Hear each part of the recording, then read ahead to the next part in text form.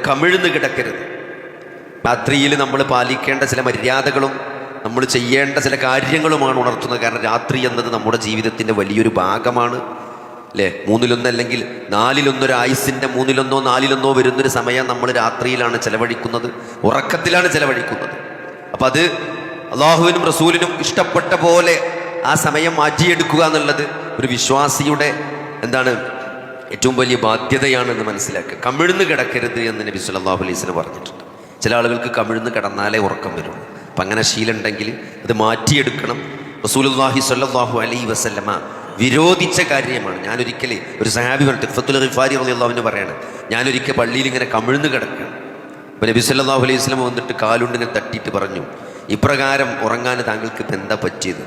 ഇങ്ങനെ ഉറങ്ങുന്നതിനെ അള്ളാഹു വെറുക്കുന്നു എന്നാണ്, അല്ലെങ്കിൽ അള്ളാഹുവിനത് കോപമാണ് എന്നാണ് നബി സല്ലല്ലാഹു അലൈഹി വസല്ലമ പറഞ്ഞത്. ഇബ്നു മാജ ഉദ്ധരിക്കുന്ന ഈ ഹദീസിനെ കുറിച്ച് ഇമാം അൽബാനി സ്വഹീഹാണ് എന്നാണ് അതിൻ്റെ സനദ് പരിശോധിച്ചിട്ട് പറഞ്ഞത്. അതുകൊണ്ട് തന്നെ കമിഴ്ന്ന് കിടക്കുന്ന ശീലം അത് ഉണ്ടാകാൻ പാടില്ല. കുട്ടികളെ ചെറുപ്പത്തിലേ അങ്ങനെ ചില കുട്ടികൾക്ക് ഉണ്ടാവും അങ്ങനെ കമിഴ്ന്ന് ഉറങ്ങുന്ന ശീലം ഉണ്ടെങ്കിൽ അത് നമ്മൾ ചെറുപ്പത്തിലേ എന്ത് ചെയ്യണം? അത് മാറ്റിയെടുക്കണം. അല്ലെങ്കിൽ എന്ത് ചെയ്യും? അള്ളാഹുക്ക് ഇഷ്ടമില്ലാത്ത ശീലങ്ങൾ ശീലിപ്പിക്കാനോ എന്ത് ചെയ്യാൻ പാടില്ല, അങ്ങനത്തെ ശീലങ്ങൾ ജീവിതത്തിൽ കൊണ്ടു നടക്കാനോ ഒരു വിശ്വാസി പാടില്ല എന്നതുകൊണ്ട് അതങ്ങനെ തന്നെ നമ്മൾ കാണേണ്ടതുണ്ട്. അതേപോലെ തന്നെ ഭക്ഷണാവശിഷ്ടങ്ങൾ കഴുകുക എന്നത്, രാത്രി ഉറങ്ങുന്നതിന് മുമ്പായിട്ട് എന്ത് ചെയ്യണം? ഭക്ഷണാവശിഷ്ടങ്ങൾ കഴുകിക്കളയണമെന്ന് ഹദീസിൽ കാണാൻ പറ്റും. അബൂ ഹുറൈറ റളിയല്ലാഹു അൻഹു പറഞ്ഞതായിട്ട് കാണാം, മൻ നാമ ഫീ യദിഹി ഉമറുൻ വലം യഗ്സിൽഹു ഫഅസ്വാബഹു ഷൈഉൻ ഫലാ യലൂമന്ന ഇല്ലാ നഫ്സഹു എന്നാണ്.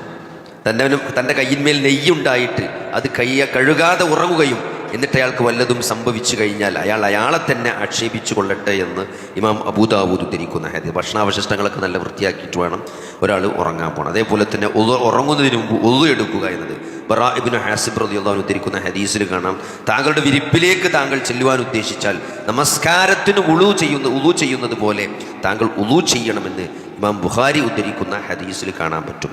അതേപോലെ തന്നെ നമ്മുടെ റൂമിൻ്റെ അല്ലെങ്കിൽ വീടിൻ്റെ വാതിലുകൾ എന്ത് ചെയ്യണം? ബിസ്മി ചൊല്ലി അടക്കണമെന്ന് നബി സല്ലല്ലാഹു അലൈഹി വസല്ലമ പറഞ്ഞു. രാത്രി ഇരുട്ടാകാൻ തുടങ്ങിയാൽ അല്ലെങ്കിൽ വൈകുന്നേരമാകുമ്പോഴേക്ക് നിങ്ങളുടെ കുട്ടികളെ പുറത്തിറങ്ങുന്നതിൽ നിന്നും തടഞ്ഞു വെക്കണം. രാത്രിയുടെ ഒരു ഭാഗം പോയി കഴിഞ്ഞാൽ നിങ്ങൾ എന്ത് ചെയ്യുക? കുറച്ച് റിലാക്സേഷൻ അനുവദിക്കാനാണ്.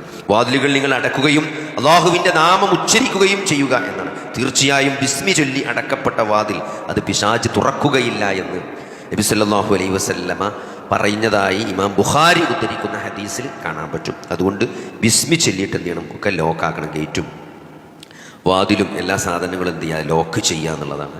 പാത്രങ്ങൾ മൂടി വെക്കുക. ജാബിർ ഇബ്നു അബ്ദുല്ലാ റളിയല്ലാഹു അൻഹു ഉദ്ധരിക്കുന്ന ഹദീസിൽ കാണാം, നിങ്ങൾ പാത്രം മൂടി വെക്കണം, വാതിലടക്കണം, വിളക്കുകൾ കെടുക്കണം എന്നാണ്. അതായത് കത്തുന്ന തീപിടുത്തത്തിന് സാധ്യതയുള്ള അപകട സാധ്യതയുള്ള വിളക്കുകൾ എന്ത് ചെയ്യണം? അത് അണക്കണം.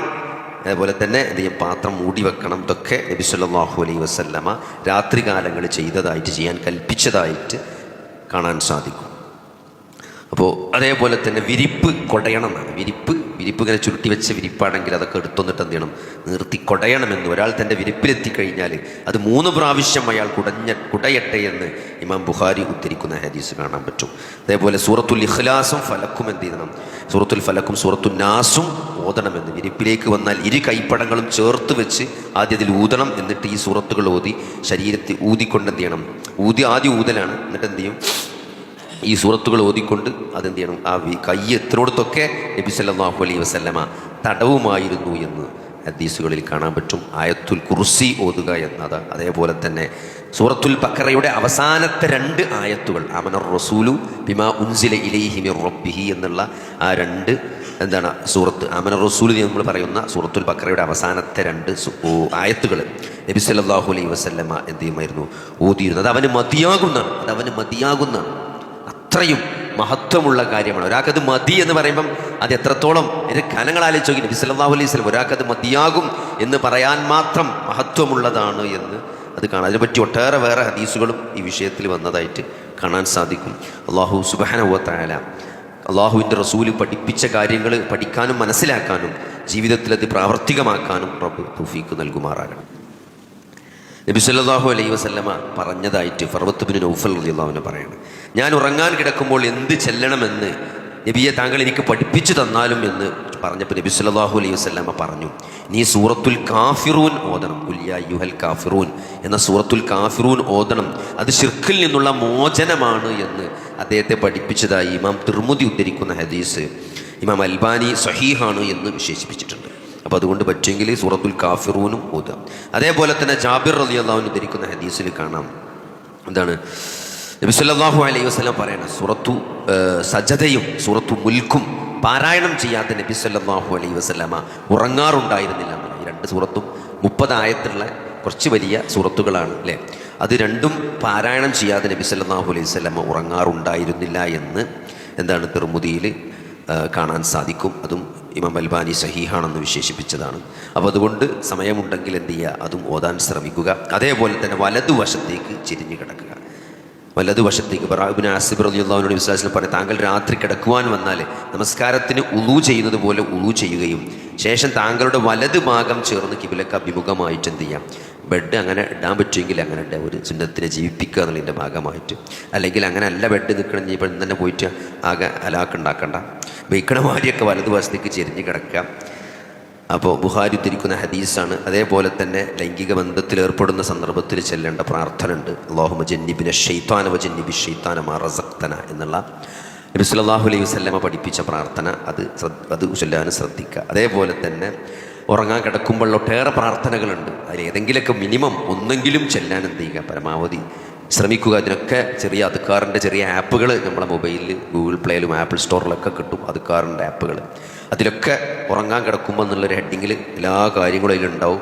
അതുകൊണ്ട് ശീലമില്ലാത്ത ആളുകൾ അതൊന്ന് തുറന്നു വെച്ചാൽ അതിന് കൃത്യമായ ഓർഡറും ഒക്കെ അതിലുണ്ടാവും. എത്ര വട്ടം ചെല്ലണ്ടോ ഒക്കെ അതിലുണ്ടാവും. അപ്പോൾ ഇത്തരത്തിലുള്ള നല്ല കാര്യങ്ങളെ എത്രയോ നമ്മൾ റീൽസും ഷോർട്സും യൂട്യൂബിൽ മറ്റു വീഡിയോകളും കോമഡികളൊക്കെ കണ്ട് എത്രയോ സമയം നമ്മൾ സ്ക്രീൻ ടൈമായിട്ട് നമ്മൾ വേസ്റ്റ് ചെയ്യുന്നുണ്ട്. എന്നാൽ നല്ല കാര്യങ്ങൾ, ഉറക്കം എന്നുള്ളത്, രാത്രി എന്നുള്ളതൊക്കെ ജീവിതത്തിൻ്റെ വലിയൊരു ഭാഗം, നമ്മളറിയാതെ അപഹരിച്ചു പോകുന്ന ജീവിതത്തിൻ്റെ വലിയൊരു ഭാഗമാണ്. അതൊക്കെ നാളെ സൽക്കർമ്മമായിട്ട്, നാളെ നമ്മുടെ ഏടുകളിൽ ഒരു കനം തൂങ്ങുന്ന ഇബാദത്തുകളായിട്ട്, സൽക്കർമ്മങ്ങളായിട്ട് ഹാജരാക്കപ്പെടണമെങ്കിൽ ചെറിയൊരു പരിശ്രമം, ചെറിയൊരു ആത്മാർത്ഥമായ ശ്രമം നമ്മുടെ ഭാഗത്തു നിന്നുണ്ടായാൽ അള്ളാഹുവിൻ്റെ തൗഫീഖ് ഉണ്ടാവുന്നതാണ്. കാരണം ഇത്തരത്തിലുള്ള നല്ല കാര്യങ്ങൾ, മതപരമായ കാര്യങ്ങൾ, അള്ളാഹുവിനും റസൂലിനും ഇഷ്ടപ്പെട്ട കാര്യങ്ങൾ നമ്മൾ കാണിക്കുന്ന ആത്മാർത്ഥതയും ഉദ്ദേശശുദ്ധിയുമെല്ലാം അതിനൊക്കെ അള്ളാഹു വലിയ പ്രതിഫലങ്ങളും കൂടുതൽ തൗഫീഖും തരുന്നു.